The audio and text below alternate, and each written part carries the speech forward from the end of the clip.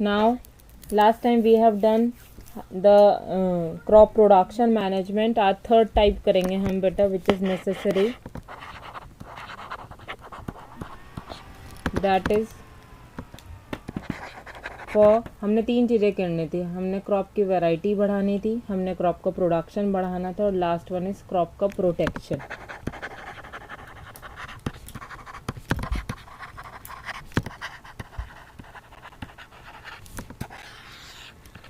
Next is crop protection management.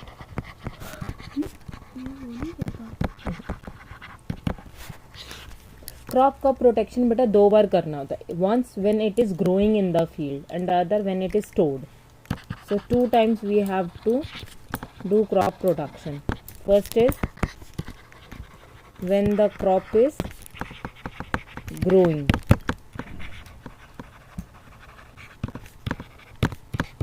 and the next when the grains are stored. तो first when the crops are growing in the field, तब बेटा इसको किससे बचाना होता है. जब क्रॉप्स ग्रो करती हैं फील्ड के अंदर, तो बेटा थ्रू विंड और थ्रू बाय बर्ड्स और एनिमल्स सम अनवांटेड सीड्स, या फिर जब हम सीड्स डालते हैं तो कुछ अनवांटेड सीड्स भी मेन क्रॉप के साथ ग्रो करते हैं. अब होगा क्या बेटा, ऑफ कोर्स वो जो अनवांटेड प्लांट्स हैं they are called weeds. So they will also compete for food, space and light, and of course they will take up the nutrients, and hence it will affect the growth of the crop. So removal of weeds is necessary. So weeds remove करने के लिए हम क्या use करते हैं, weedicides. अगर थोड़ी बहुत होती हैं तो उन्हें हम मैनुअल रिमूवल कर देते हैं, हाथ से ही रिमूव कर देते हैं. लेकिन अगर ज़्यादा अमाउंट में होती है then we have to spray weedicides, जिससे कि वीड्स मर जाती हैं. और हमें किससे बचाना होता है जब क्रॉप्स ग्रो होती हैं, और किससे बचाना होता है बेटा क्रॉप्स जब ग्रो होते हैं, बताइए. सो crops in field are affected by first weeds, second insects and pests, and third is diseases.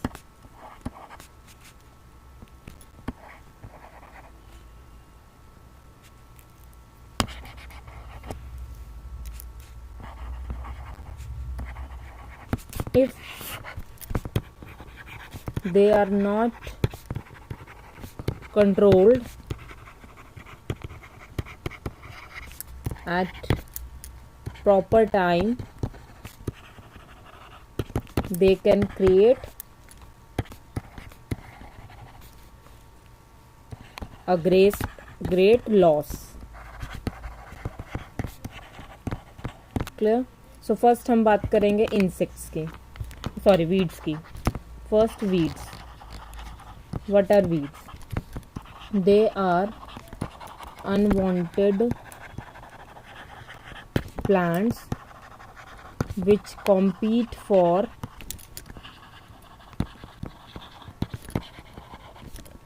food, space and light, and hence they affect the growth of crop. So removal of weeds is necessary. Example of weeds are ज़ैंथियम. बेटा ये दो नाम ज़रूर याद रखना, ठीक है. ज़ैंथियम and parthenium, ये कई बार आता है. What are weeds and give two example. तो आपको ये दो नाम याद करने हैं. ये फर्स्ट हो गया. नेक्स्ट हमने है, next is insects and pest. ये भी आता है बेटा एग्जाम में. And pest, there are 3 ways. तीन ही तरीके आते हैं 3 नंबर में. 3 ways by which insects and pests attack the plants. First,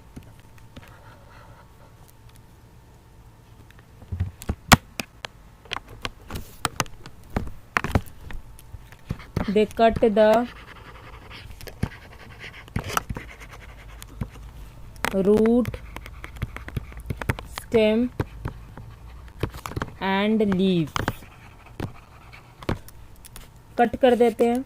second, यही पॉइंट लिखने में बेटा. देख, सक द सेल सैप, जो जूस होता है उसको, बिल्कुल यही point. They bore into stems and fruits.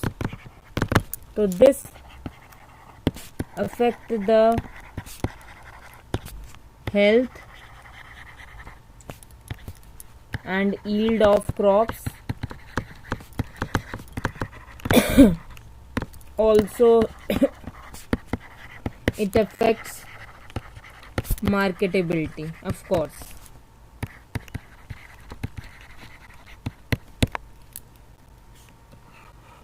Third is diseases. Diseases are caused by, चाहे एनिमल की बात है चाहे प्लांट की, caused by virus, bacteria and fungi, which are transmitted through. कैसे ट्रांसमिट होते हैं? एनिमल्स में भी इन्हीं से डिजीजेस होती हैं. थ्रू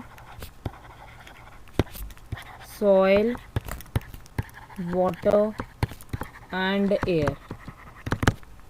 तो मेथड्स आर ऑफ कोर्स एक होता है केमिकल्स के through. First is by spraying pesticides, fungicides, herbicides and insecticides. Okay, but these are chemicals. ठीक है. so excessive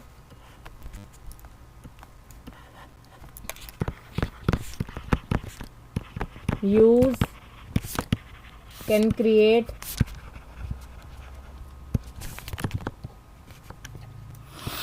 problems in plants and animals. Animals और प्लांट्स में प्रॉब्लम क्रिएट कर सकते हैं. It also, these chemicals also create environmental pollution, क्योंकि जितने भी केमिकल्स होते हैं वो क्या करते हैं? also create environmental pollution as they are non-biodegradable. दूसरा बेटा वीड्स के लिए एक है, मैंने जैसे बताया था मैनुअल रिमूवल अगर कम है तो second it's to control weeds, mechanical removal means machine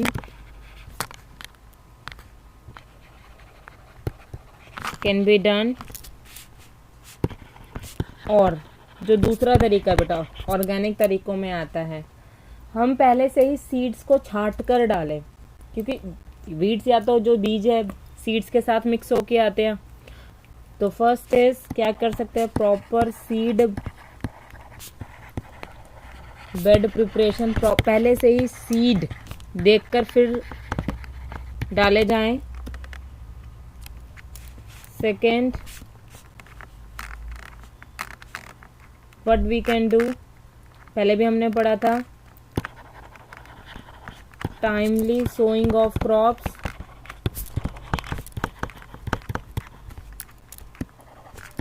intercropping, and crop rotation,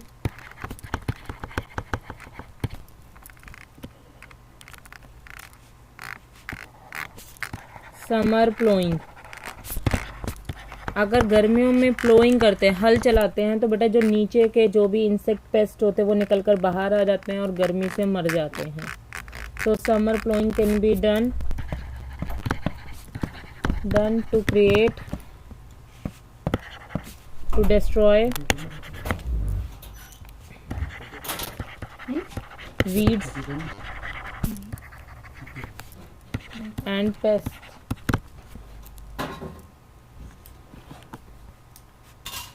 Or we can also use resistant varieties against pest. जो हमने फर्स्ट टॉपिक किया था क्रॉप की वैरायटी इम्प्रूव करते हैं, तो क्रॉप की वैरायटी हम क्यों इम्प्रूव करते हैं? As we improve crop variety so that it can have some resistance against diseases and pest. So resistant varieties against pest and disease crops can be grown. Biotic means living factors, living insects, rodents, fungi, bacteria and other microbes.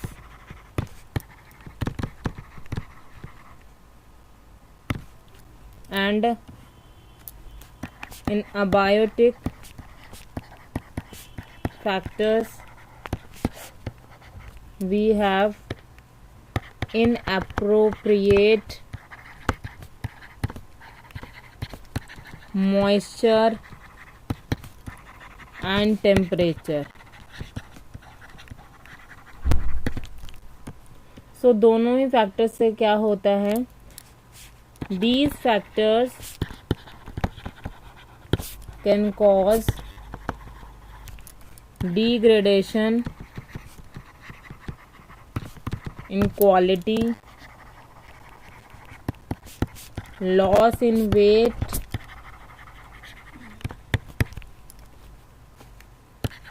poor germinability,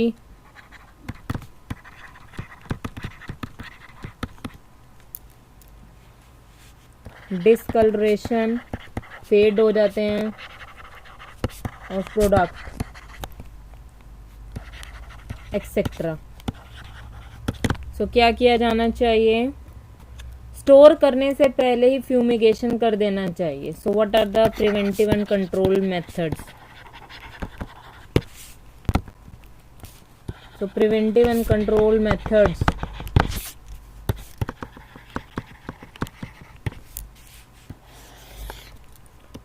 is cleaning of the product,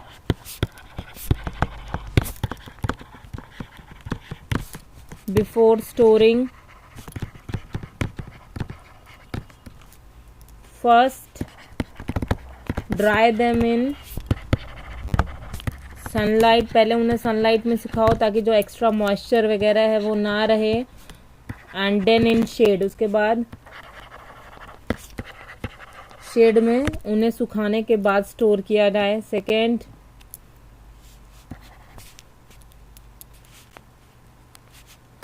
fumigation to kill insects and pest. पहले godowns को 1-2 दिन पहले fumigation करके रखो। Before storing grains को store करने से पहले फ्यूमिगेशन करके रखो, ठीक है। And storage godown must be airy मतलब वेल वेंटिलेशन,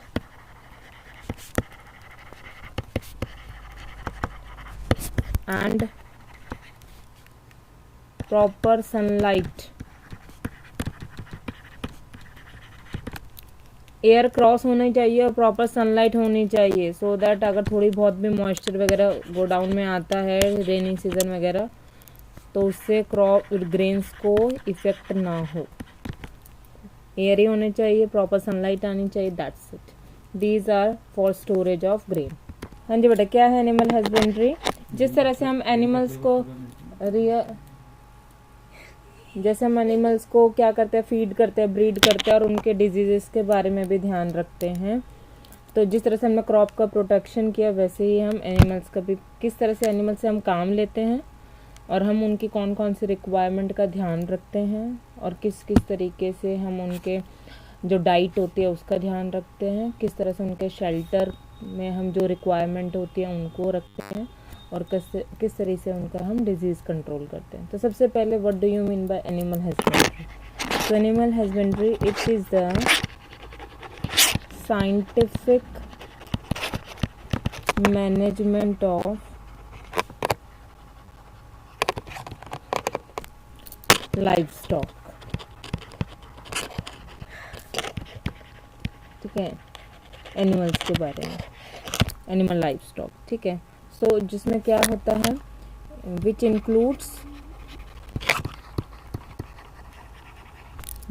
फीडिंग, उनका खाना, ब्रीडिंग, जो भी उनका birth of a young one होता है, and their disease control.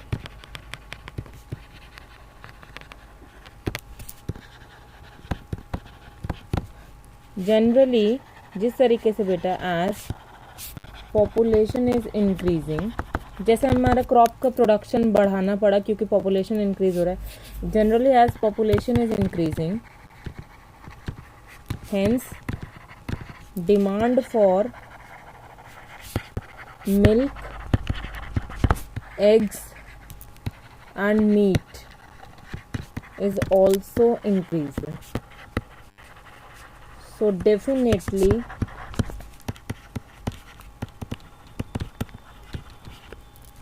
there is a need for improvement in animal husbandry. तो ऑफ कोर्स एनिमल हस्बेंड्री में भी हमें इम्प्रूवमेंट की ज़रूरत है। तो एनिमल हस्बेंड्री में हम किस किस के बारे में पढ़ेंगे बेटा? We will study about cattle farming, cattle की फार्मिंग के बारे में पढ़ेंगे, पोल्ट्री फार्मिंग जो हैन उनके बारे में पढ़ेंगे, then we will study about fish farming जिसे हम एपीकल्चर कहते हैं, लास्ट में हम पढ़ेंगे बी कीपिंग। हम इन 4 फार्मिंग्स के बारे में, 4 एनिमल हस्बेंड्री के बारे में बात करेंगे। क्लियर है?